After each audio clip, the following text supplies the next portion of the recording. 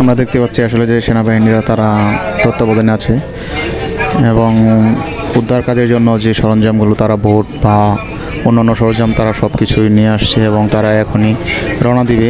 যারা ঘরবন্দি ভিতরে অনেক আটকা পড়ে আছে তাদেরকে উদ্ধারের জন্য আসলে এই বোট বা সেনাবাহিনীরা আসছে এবং তারা সর্বোচ্চটাই চেষ্টা করতেছে যত দ্রুত সম্ভব তাদেরকে উদ্ধার করা এবং নিয়ে আসা, যাতে করে অনেক বাচ্চা আছে বা বৃদ্ধ যা ঘর থেকে বের হতে পারছে না বা ঘরে পানি ঢুকে গেছে, যা রান্না বাড়া বা খাওয়া থাকা সব কিছুতেই আসলে অনেকটাই সমস্যার মুখে পড়ে গেছে, যার কারণে আসলে এই উদ্ধার কাজ। এবং আসলে অষ্টআশি বন্যা কীরকম ছিল অনেকের কাছ থেকে আসলে জানতে পারছি অনেক ভয়ানক ছিল, তার চেয়েও ভয়ানক এখন হালুয়াঘাটে। কারণ হালুয়াঘাটে এরকম বন্যা বা এরকম পরিস্থিতি কোনো সময় হয় নাই, অষ্টআশি বন্যা হলেও। কিন্তু এখন বর্তমানে 2024 সালে এত ভয়াবহ পাহাড়ি ঢল যা আসলে মানুষকে অনেকটাই নিঃস্ব করে দিয়েছে। যেমন ফসল, কৃষকের ফসল বা অন্যান্য কিছু সব কিছু মিলিয়ে আসলে অনেক ক্ষয়ক্ষতি, যার কারণে আসলে মানুষ অনেকটাই বিপদে পড়ে গেছে থাকা খাওয়া সব কিছু নিয়েই। এবং তার জন্য আর কি সবাই যেমন অনেক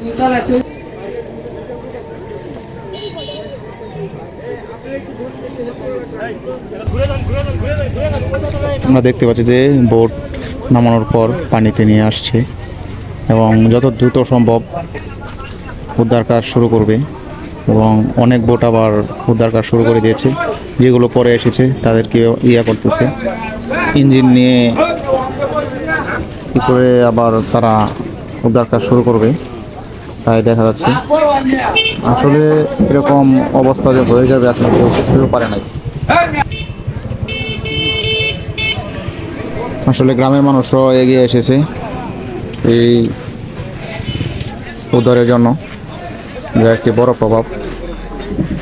এবং এই সাইডে যে 2-3টা বোট ছিল, এখন বর্তমানে এক মহিলার 2 বাচ্চা আটকা পড়ে আছে, তাদেরকে উদ্ধারের জন্য যাচ্ছে।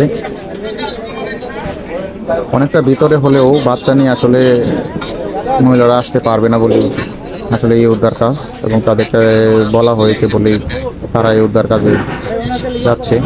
লোকেশন না দিলে তো আসলে সম্ভব না, লোকেশন দেওয়া মানে আর কি তাদেরকে উদ্ধার করা। তবে আমরা আসলে দোয়া করব যাতে করে সব কিছু ঠিকঠাক হয়ে যায়, আল্লাহ পাক যেন আমাদের এই বন্যা থেকে রক্ষা করে।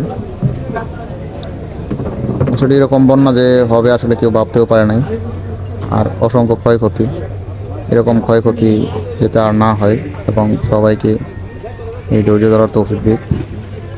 আসুন আমরা একজন বিপদে একজন এগিয়ে আসি, সহযোগিতার হাত বাড়িয়ে দেই। আসলে এই উদ্ধার কাজ আসলে সবাই মিলেই আসলে করতে হবে, না হলে আসলে একা সম্ভব না। সেনাবাহিনীর সবার সহযোগিতা কাম্য এবং সবাই পাশে থাকবে এবং সব কিছুই যাতে করে উদ্ধার কাজ সহজ হয়। এবং 10 মিলে করি কাজ হারিয়ে যেতে না হিলাস, এরকম আর কি 10 জনে আসবো এবং উদ্ধার কাজ করব যাতে করে সবচেয়ে সহজ হয়ে যায়।